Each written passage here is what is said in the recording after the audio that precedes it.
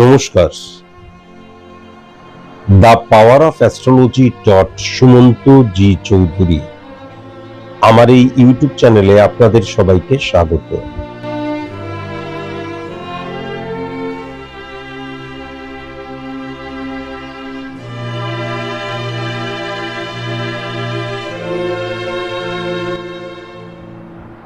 আমি এখন আলোচনা করব বাংলার মাস ভাদ্র মাস। এই ভাদ্র মাসে মূলত 4টি রাশির ফাটকা থেকে বিপুল প্রাপ্তির জায়গা লক্ষ্য করতে পারছি। ফাটকা থেকে বিপুল অর্থনৈতিক উন্নতির জায়গাটা লক্ষ্য করতে পারছি। আমি মূলত এই 4টি রাশি নিয়েই ফাটকার বিশ্লেষণ করব না, বরং আপনাদেরকে পুঙ্খানুপুঙ্খ বিশ্লেষণ করার জন্য মেষ থেকে মীন পর্যন্ত এই প্রত্যেকটি রাশির ফাটকার কি কি দিক উঠে আসছে তা নিয়ে কিন্তু আমি আলোচনা করব। প্রথমে যদি মেষ রাশিকে লক্ষ্য করা যায়, এখন আলোচনাটা কি নিয়ে হচ্ছে? ফাটকা নিয়ে হচ্ছে। ফাটকা নানান ধরনের হয়। আমি ফাটকা নিয়ে টেলিভিশন চ্যানেল ভিশনে সম্ভবত নয়, চ্যানেল ভিশনে ফাটকা নিয়ে ডিটেলসে আলোচনা করেছিলাম। ফাটকা নিয়ে আমাদের অনেক কৌতূহল রয়েছে, ফাটকা নিয়ে আমাদের অনেক আকাঙ্ক্ষা রয়েছে, ফাটকা নিয়ে আমাদের অনেক ভুল বোঝার জায়গাটাও কিন্তু রয়েছে। যেমন আমরা মনে করি যে ফাটকা মানে আমি চলছি বা আমার খুব খারাপ অবস্থা, হঠাৎ করে একটা লটারি কাটলাম, লক্ষাধিক টাকা পেয়ে গেলাম, কোটি টাকা পেয়ে গেলাম, এটসেট্রা। বা আমি জুয়া খেললাম, শেয়ার মার্কেটে লগ্নি করে বিরাট টাকা ইনকাম করলাম, যদিও শেয়ার ট্রেডিং সম্পর্কে আমার কোনো আইডিয়াই নেই। মোদ্দা কথা, আমার জীবনটা ওই চলে যাচ্ছিল, হঠাৎ করে প্রচুর ধনলাভ করলাম। অ্যাকচুয়ালি ফাটকা বলতে কিন্তু ঠিক এই প্রবণতাকেও বোঝায় না। মূলত ফাটকার ঘর কোন ঘরটাকে বলা হয়? মূলত ফাটকার ঘর কিন্তু 8 নাম্বার ঘরটাকে বলা হয়। 8 নাম্বার ঘর হঠাৎ প্রাপ্তি, হঠাৎ দেখা যাচ্ছে আমি ভালো ছিলাম, অর্থনৈতিক ভালো অবস্থা ছিল, ডিক্রিজ হয়ে গেলাম। এই অকস্মাৎ উত্থান এবং অকস্মাৎ পতন, এইটা কিন্তু অকস্মাৎ কোন টেন্ডেন্সি রিপ্রেজেন্ট করে কিন্তু 8 নাম্বার ঘর। তাই জন্য 8 নাম্বার ঘরকে বলবান থাকা, শক্তিশালী থাকা ভীষণ প্রয়োজন। আবার যদি লক্ষ্য করা যায়, আমাদের জীবনের যে জৈবিক চাহিদা রিপ্রেজেন্ট করে শুক্র, কিন্তু আমার ফিনান্সিয়াল কন্ডিশন কেমন থাকবে, অর্থনৈতিক সিচুয়েশন, এভরিথিং রিপ্রেজেন্ট করে কিন্তু বৃহস্পতি। আমার ছকের মধ্যে বৃহস্পতি নেগেটিভ অবস্থায় থাকলে আমি ইহজন্মে কোনোদিন অর্থনৈতিক সচ্ছলতা আমার আসবে না, ইহজন্মে কোনোদিন অর্থনৈতিক প্রাপ্তির জায়গাটা আমার কিন্তু মনোভূত হবে না। সেকেন্ড হাউসে বৃহস্পতির অবস্থান পজিটিভ অর্থে, পজিটিভ রাহুর সাথে যখন কানেকশন ক্রিয়েট করে, তখনও কিন্তু অকস্মাৎ প্রাপ্তির জায়গাটা। আমি একটি পূর্ব মেদিনীপুরের ছেলের প্রেডিকশন করেছিলাম এবং পরবর্তীকালে রেমিডিয়াল প্রসেস অ্যাপ্লাই করেছিলাম। কেমিক্যাল ইঞ্জিনিয়ার হওয়ার আমি তার ছক দেখে বলেছিলাম, খুব করুণ অবস্থা ছিল। এখন ব্যাপার যেটা হচ্ছে, তার পেছনে তার অধ্যাবসায়, ডেডিকেশন, ডিভোশন সব ঠিক আছে, কিন্তু ক্যাম্পাসিং এ যেই ছেলেটা দিন আনা দিন খাওয়া তার পরিবার, সেই ছেলেটা ক্যাম্পাসিং এ চাকরি পেলেও একটা, আমার এখনো মনে আছে 45,000। 1 বছরের মধ্যে সেই কিন্তু প্রথমে রাজ্যের বাইরে গেল, তারপর বিদেশে চলে গেল, এখনো আমার মনে আছে। তো এই যে অকস্মাৎ 1 বছর, আমরা যদি 70 বছর, 65 বছর, 80 বছর, 60 বছর, যত বছর বাঁচি, একটা বছরের মধ্যে ছেলেটা কোথায় ছিল, কোথায় চলে গেল, পুরো পরিবারটাকে কিন্তু সে দাঁড় করিয়ে দিল। তারপরে সে আমার সাথে আর যোগাযোগ করেনি। যখন কেউ সফল হয়ে যায়, সিকিউর জোনে চলে যায়, তখন গুরুকে ভুলে যায়। এটা খুব ন্যাচারাল প্রবৃত্তি একটা, গুরুকে কিন্তু ভুলে যায়। সেও কিন্তু গুরুকে ভুলে গিয়েছে। তাহলে ফাটকা কিন্তু অনেক ধরনের হতে পারে। আরেকটা ফাটকা কি দেখা যাচ্ছে, আমি আমার পাঠ্যপুস্তকের 7টা প্রশ্ন মুখস্থ করেছি, টোটাল বইয়ের বই পাতা রয়েছে হয়তো 300, কিন্তু পরীক্ষায় দেখা গেল 7টার মধ্যে 5টা প্রশ্ন বা 6টা প্রশ্নই কমন চলে এলো। সেক্ষেত্রে দেখা গেল আমি 80-90% পেয়ে গেলাম, কিন্তু মাত্র 7টার বাইরে যদি আসতো আমি কিন্তু 0 পেয়ে যেতাম। তাহলে 30% নিয়োজিত করে, নিজেকে নিয়োজিত করে 80% রেজাল্ট পাওয়া বা 90% রেজাল্ট পাওয়ার জায়গাটাকেও কিন্তু আমরা মেন্টালি ফাটকার জায়গাটা বলি। এখন ইম্পর্টেন্ট ফ্যাক্টর যেটা হচ্ছে, তাহলে ফাটকা অনেক প্রকারের, বা ফাটকা সম্পর্কে আরো ভালো জানতে হলে ভিডিওটা অবশ্যই দেখবেন। ভিডিওটা একটুখানি শুধু নিচে নামালেই দেখবেন, একটুখানি আপনি ওইটাকে সার্চ করবেন, কয়েকটি ভিডিও আগেই কিন্তু রয়েছে চ্যানেল ভিশনের অনুষ্ঠানে। এখন মেষ রাশির জায়গায় যদি খুব ভালো মতো লক্ষ্য করা যায় এবং বাংলার মাসটিকে যদি লক্ষ্য করা যায়, মেষ রাশির কিন্তু প্রথম যে অর্ধটা, প্রথম অর্ধে কিন্তু ফাটকার জায়গাটা টেরিফিক হয়ে রয়েছে। কিন্তু যখনই সেপ্টেম্বর মাস পড়ে যাচ্ছে, ইংরাজি মাস সেপ্টেম্বর মাস পড়ে যাচ্ছে, এবং ভাদ্র মাসের নেক্সট মানে বা লাস্ট 50% যখন নিয়োজিত হবে বা ইমপ্লিমেন্ট হবে, তখন কিন্তু ফাটকা থেকে চরম নেগেটিভ ইনফ্লুয়েন্স বা ফাটকা থেকে যে প্রাপ্তির জায়গাটা ছিল সেটা হঠাৎ করে ড্যামেজ হয়ে গেল বা ড্যামেজ হয়ে যাচ্ছে বা ইনসিকিউর জোনে চলে গেলাম, সেটা কিন্তু মেষ রাশির জাতক জাতিকাদের ক্ষেত্রে লক্ষ্য করা যাচ্ছে।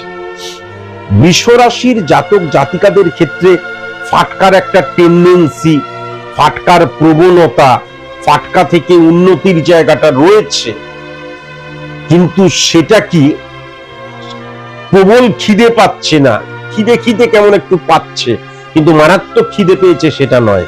মানে ফাটকার যে চরম পাওয়ারটা ইমপ্লিমেন্ট হওয়া, সেটা কিন্তু লক্ষ্য করা যাচ্ছে না। কখনো 10%, কখনো 15%, কখনো 20%, কখনো 25%, কখনো 30%, আবার কখনো 5%। মানে ফাটকার একটা টেন্ডেন্সি কিন্তু থাকবে প্রাপ্তির ক্ষেত্রে, সফলতার ক্ষেত্রে, কিন্তু ফাটকা থেকে সফল হওয়া বা ফাটকা থেকে আর্থিক সিকিউর জোনে যাওয়া বা আর্থিক উন্নতির জায়গা কোনো মতেই কিন্তু বৃষ রাশির জাতক জাতিকাদের ক্ষেত্রে লক্ষ্য করা যাচ্ছে না। এখন যদি খুব ভালো মতো মিথুন রাশির জাতক জাতিকাদের লক্ষ্য করা যায়, তাহলে ইম্পর্টেন্ট ফ্যাক্টর যেটা হচ্ছে, প্রবল ফাটকা টেন্ডেন্সি সৃষ্টি হবে, কিন্তু যখনই ফাটকাতে আমি পা দিলাম, সেটা মানসিকতা, মনোবৃত্তি, কর্ম যেভাবেই হোক বা ইনভেস্টমেন্ট যেভাবেই হোক, আমি সিকিউর জোন থেকে আস্তে আস্তে ইনসিকিউর জোনে কিন্তু যেতে শুরু করলাম।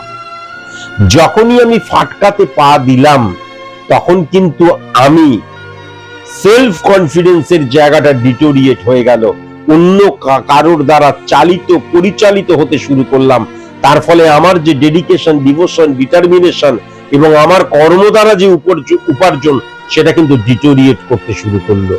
প্রথম ফাটকা হয়তো কিছু দিল, তারপর যখন স্টপ হয়ে গেল, তখন আমি একদম জিরোতে চলে এলাম। এটাও কিন্তু লক্ষ্য করা যাচ্ছে। এইবার যদি খুব ভালো মতো লক্ষ্য করা যায় কর্কট রাশির ক্ষেত্রে, কর্কট রাশির ক্ষেত্রে টেরিফিক ফাটকার যোগ কিন্তু এই ভাদ্র মাসেও লক্ষ্য করা যাচ্ছে। এক কথাই বললাম, কর্কট রাশির ক্ষেত্রে ভাদ্র মাসে ফাটকার জায়গাটা টেরিফিক লক্ষ্য করা যাচ্ছে, এবং এই ফাটকার জায়গাটা কিন্তু মনোবৃত্তির ফাটকাতেও আবার অর্থনৈতিক ফাটকাতেও কিন্তু লক্ষ্য করা যাচ্ছে। রবির ক্ষেত্রে ফ্লাকচুয়েশন ক্রিয়েট করবে ফাটকা। ফাটকা কখনো দেবে, কখনো নেবে, ফাটকা কখনো সিকিউর জোনে আমাকে পৌঁছে দেবে, কখনো ইনসিকিউর জোনে আমাকে নিয়ে চলে আসছে।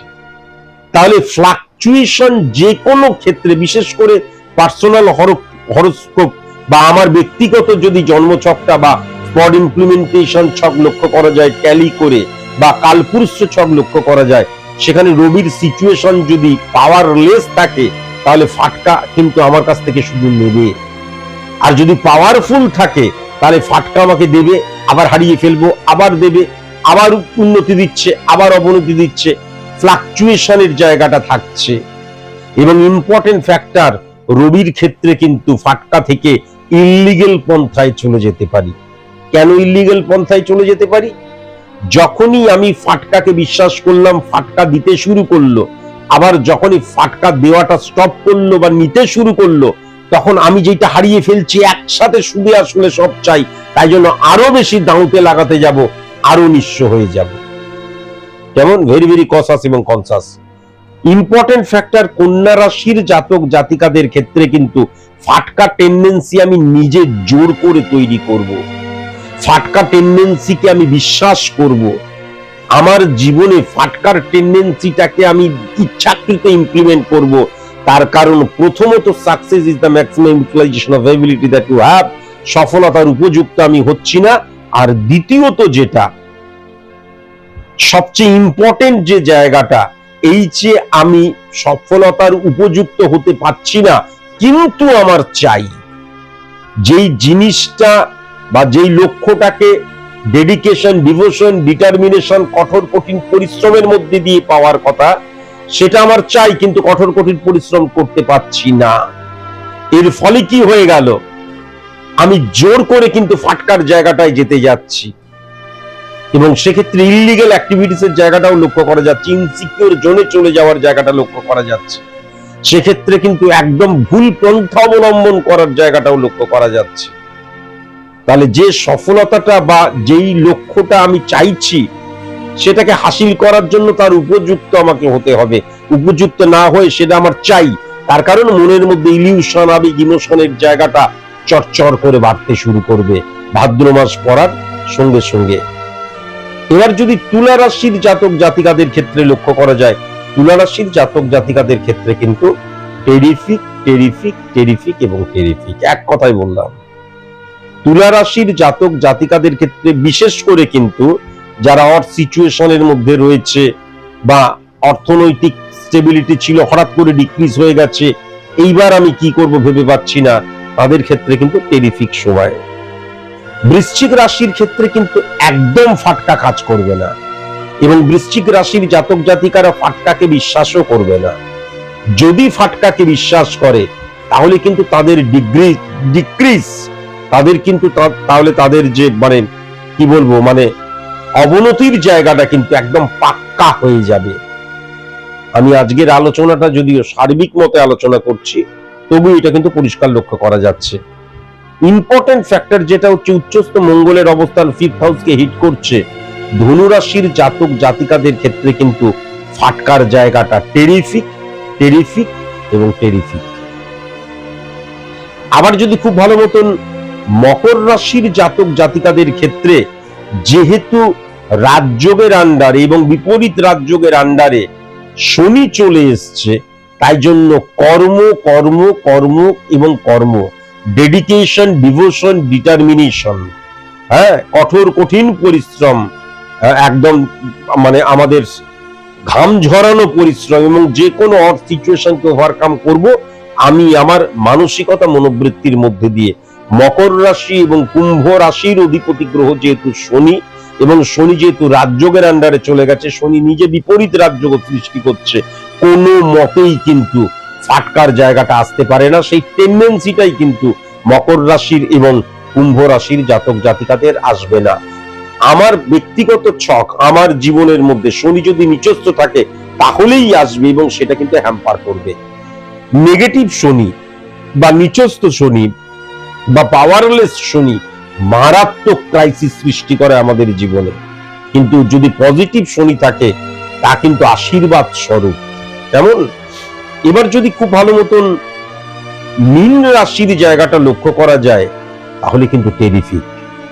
মীন রাশির ক্ষেত্রে ভাবগত কিন্তু আমি যদি স্পট ইমপ্লিমেন্টেশন ছক ক্রিয়েট করি তাহলে কিন্তু শুক্রাদিত্য যোগের প্রভাব চলে আসছে। একমাত্র মীন রাশিতে কিন্তু শুক্র এবং সূর্যের শুক্রাদিত্য ভাবগত ভাবে কিন্তু হিট করছে।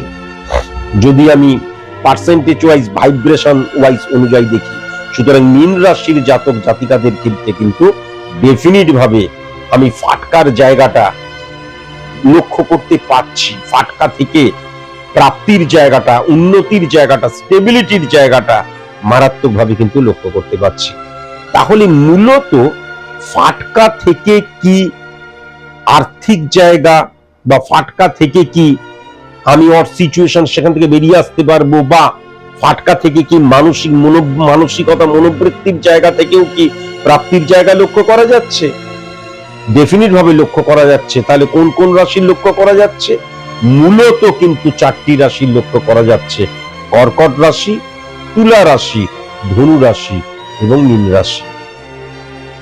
তার কারণ বারবার ধরে বলছি যে মীনের ঘরে প্রশ্ন আসতে পারে, মীনের ঘরে তো শনির অবস্থান রয়েছে, কিন্তু সেই শনি মানে মকর এবং কুম্ভের অধিপতি গ্রহ, কিন্তু ফিজিক্যালি শনি যে বৃহস্পতির ঘরে বসে আছে, প্রথমত হচ্ছে শনি রবির যে একত্রীকরণ ভাইব্রেশনের দ্বারা বিপরীত রাজযোগ সৃষ্টি করছে, এবং তাছাড়াও কিন্তু বৃহস্পতি উচ্চস্থ হয়ে রয়েছে, এবং তার ফলে কিন্তু মীন রাশি একাধিক রাজযোগ সৃষ্টি হচ্ছে।